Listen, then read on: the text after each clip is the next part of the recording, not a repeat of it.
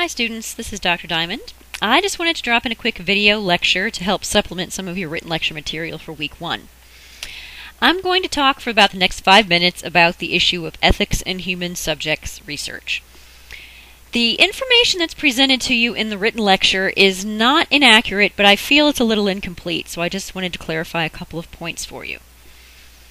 Now, whenever you want to do research involving human subjects, your research proposal has to be reviewed by a panel of professionals in your field to ensure that you are treating your subjects ethically.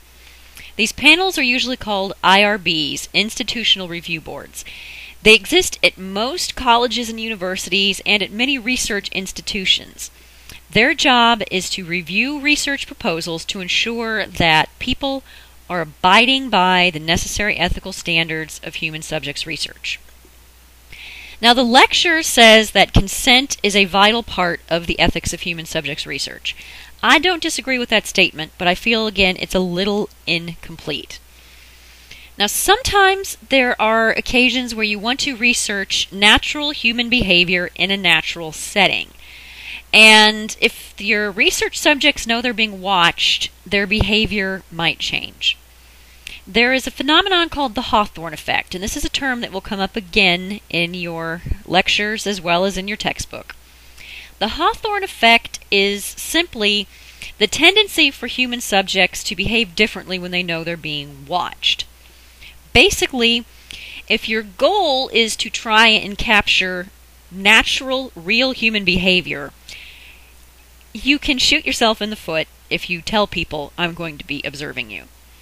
It's just a natural part of the human condition to want to make yourself look as good as you possibly can when you know somebody is observing your behavior. So, in order to keep the Hawthorne effect from popping up, sometimes you can observe people's behavior without their knowledge or consent. There are a couple of stipulations here, though. 1, the behavior has to be public. 2, the people you are observing cannot be known to you, the researcher. They have to be anonymous and remain anonymous. 3, generally the behavior has to be between consenting adults. Do people conduct studies that involve the observation of human behavior without people's knowledge? Yes, they do. And in the area of criminal justice, this method has been used, many times. For example, there have been studies on street prostitution where researchers have gone out and observed prostitutes and their potential clients engaging in negotiation on the street. Would it become harmful to those subjects? Would it be known that they were engaging in this behavior through publication of your research study? Absolutely. That's why they have to remain anonymous to you.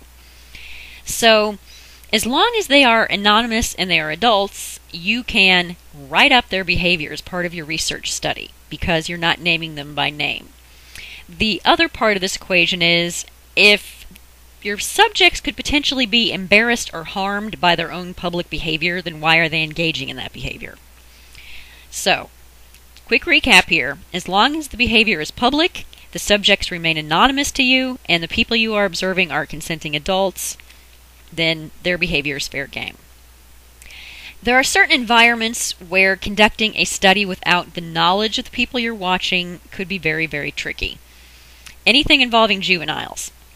It's a good idea to get the consent of the parent or the guardian before you do any observational research on juveniles. You don't necessarily have to tell the juvenile that he or she is being watched or observed, but you do need to tell their parent or guardian that this is happening, and you need to get their consent for that juvenile to participate in this research. There are also some environments that are considered basically sacred, and you don't cross the boundary of observing people's behavior in this environment. For example, there was a research study that involved putting a microphone in a jury room. A jury room is a place where members of the jury assume they have privacy when they deliberate. That was not something that you could do today because ethical standards would not allow it. Putting a microphone or a camera in a confessional of a Catholic church would be another example. Or going into an Alcoholics Anonymous meeting and writing about the behavior of recovering alcoholics in the AA program without their knowledge. One of the sacred tenets of AA is that what happens in the meeting stays in the meeting. So it would be very unethical to observe human subjects at an AA meeting and then write about the behavior later. When you're dealing with vulnerable populations, which does include juveniles, as well as inmates, and some other examples would be, recovering alcoholics at an AA meeting, or individuals who have been ordered into treatment at a mental health facility.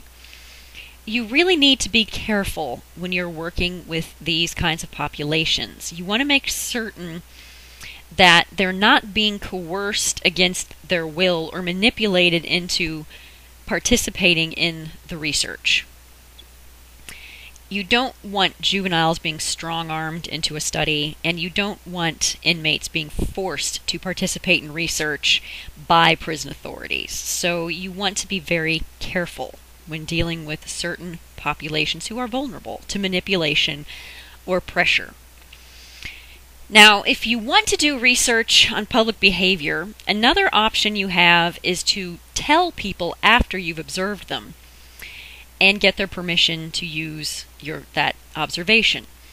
For example, a few years ago there was a study that was done in a shopping mall where researchers threw a whole bunch of change down on the floor, and they observed people who stopped to pick up the money. They were counting, how many people picked up all of the change, including pennies and nickels, how many people focused on just the quarters. Were there any differences between the population that picked up just quarters and the people who picked up all of the change? So what they did was they watched people in this encounter with the money, and once the people had picked up the money and were moving again, a member of the research team would approach them, explain to them that you were just part of a research study. We just wanted to see what money you'd pick up, what change you'd leave behind, and this is just something we're doing for, social science benefit. They then asked the subjects, would you mind if we included this information in the study? And most people said not a problem and signed the consent form after their behavior was observed. That's something else you can do. So to recap quickly, consent with juveniles, always a good idea. Public behavior between consenting adults who are not known to use the researcher, generally for ethics reasons, it's considered fair game. And it's always possible to get consent after the fact of research subjects. Observe their behavior, approach them, explain what you've done, and request permission to use that data as part of your study. So there are ways around it. Thank you.